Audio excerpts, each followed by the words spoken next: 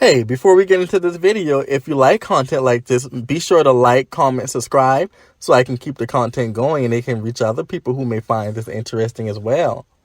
99.9% of the time, if harm is done to a black trans woman, it's going to come from a black Downlow Man. Let's talk about it. So in my video, Dating for the Femme Black Male, Beware of Trans Attracted Men, I discussed trans attracted men and I spoke on why I particularly don't prefer trans attracted men. And I spoke a little bit of how I feel like trans attracted men can be a bit aggressive and they have a lot of similar characteristics to the heterosexual black male. And that aggressiveness is one of them that's really concerning to me because they come off as people who are very entitled and don't take no for an answer and feel like they are basically entitled to your body, like you owe them something. So when you have men who have been empowered to think that they are a prize and that they are entitled to women, when they come over to the LGBTQ community, they are coming over with that same mindset. So they approach trans women in the same way that they approach cis heterosexual women, with the anger, with the aggression. They don't take the no for an answer and they can become very violent. And here we see it because black trans women are harmed just as much as black women, if not more. And then now these guys are trying to come to the feminine black males with that same aggressive attitude. And that's why I say stay away from trans attracted men, because they are not the same as openly gay men. They have a different mentality. They act like heterosexual men because in a lot of their minds, they do believe they're heterosexual. These men are dangerous. So today we need to discuss the relationship between black trans women and black Downlow men, and how Downlow culture has empowered Downlow men, in my opinion, to harm the LGBTQ.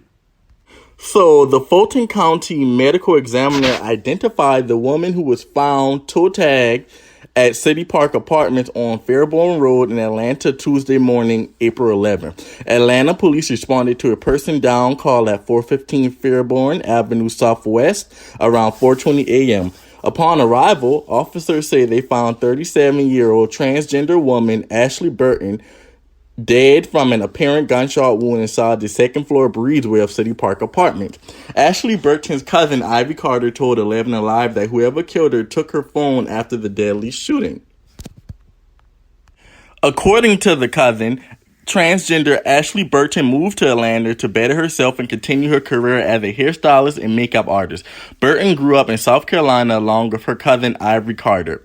She was a sweetheart. She wasn't nasty. She wasn't disrespectful. She just wanted to live her life, Carter explained to 11 Alive. Homicide investigators are working to determine the circumstances surrounding the incident. The investigation remains active and ongoing at this time. And this is from Gay Magazine. So we have a beautiful, gorgeous transgender woman who has just lost her life on April the 11th in Atlanta, Georgia, after just celebrating her 37th birthday. First of all, I want to send out my condolences to her family, her friends, her loved ones, everyone that cares about Ashley Burton. This woman was absolutely a gorgeous doll, as many of our transgender women are. She was absolutely beautiful. And this is heartbreaking. But we need to get into a few things because as I'm going through the comments on Gay Magazine, and I went and researched her Twitter page after going through the comments on Instagram and looked at a few discussions that were being had on Twitter, and some people are kind of pointing it out, but it seems like some people are kind of beating around the bush. So, hey, let's talk about it. The article that was published from Gay Magazine states that she moved to Atlanta to better herself and continue her career as a hairstylist and makeup artist. Now, me, clueless to who this woman is, never heard of her, unfamiliar with her, I assume, okay, she probably was doing pretty well for herself. Someone may have tried to rob her and get a bag out of her. So, as I'm going through the comments on Gay Magazine, and there was a particular comment that I saw from a gay man that said it was probably one of those men from Twitter. So, of course, me, I'm curious. So, I'm looking under the comments to the replies, and people are asking, what about Twitter? Come to find out, she was an adult entertainer, which led me to go on her Twitter. Now, I cannot confirm nor deny that Ashley Burton was a hairstylist and a makeup artist. She may have also done that also on the side or during the day. But what I can confirm is Ashley Burton was a transgender OnlyFans star. She was an adult entertainer. And I have no problem with adult entertainment, and this does not justify anything happening to her. But as I went through her page, unfortunately, it does seem like she was one of those transgender women that perpetuated the negative stereotypes of Downlow Men. Girl, I know this is going to rub a few of the girls the wrong way, but we have to have a discussion about how we empower, encourage, and enable Downlow Men for bad behavior. Because originally being down low was more of a survival tactic for black men.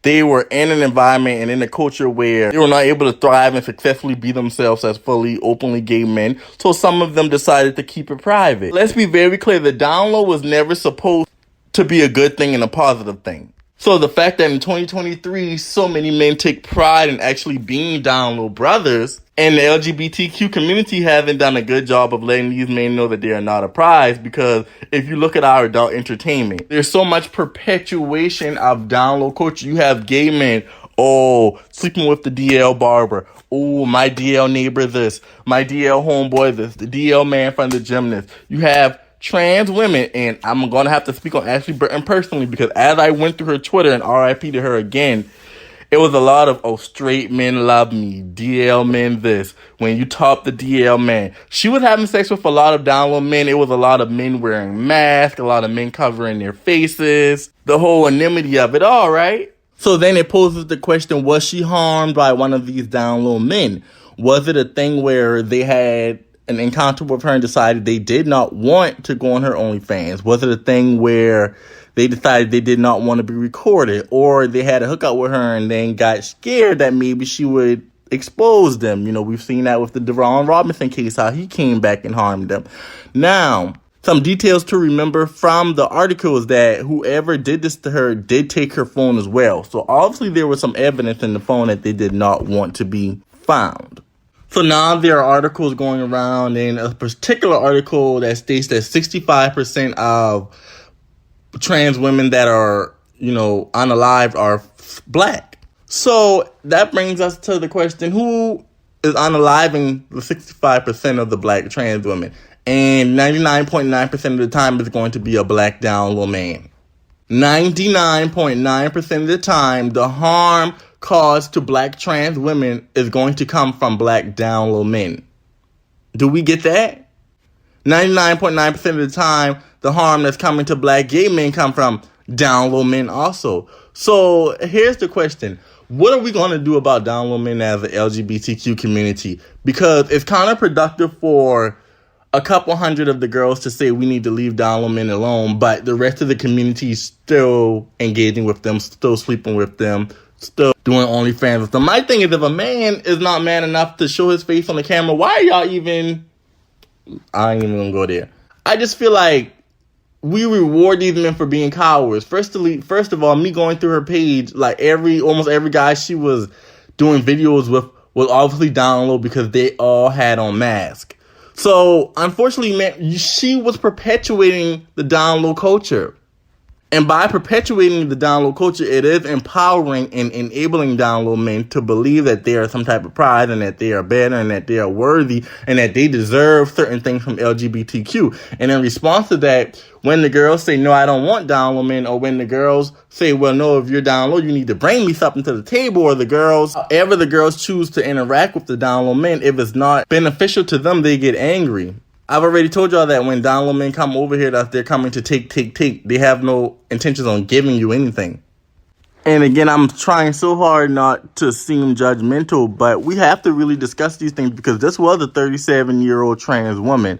So at 37 years old, I do expect a bit of maturity from a 37-year-old woman in the community. And at that point, and that's why I guess I was so bothered when I talked about Sydney Starr and I talked about Shauna Brooks, because these are the more mature trans women of the community. And I feel like these women have an obligation to set a standard for how trans women should be treated and how trans women should interact with down low men.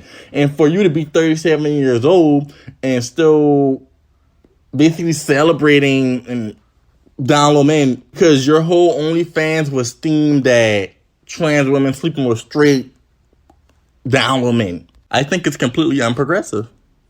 So at this moment, we don't know the full details. They're still researching. So I'm definitely going to keep you guys up to date with the story, and we'll find out what happens. Again, I want to say RIP to Ashley Burton. She was a beautiful woman. My heart goes out to her family, her friends, and her loved ones, anyone who cared about her.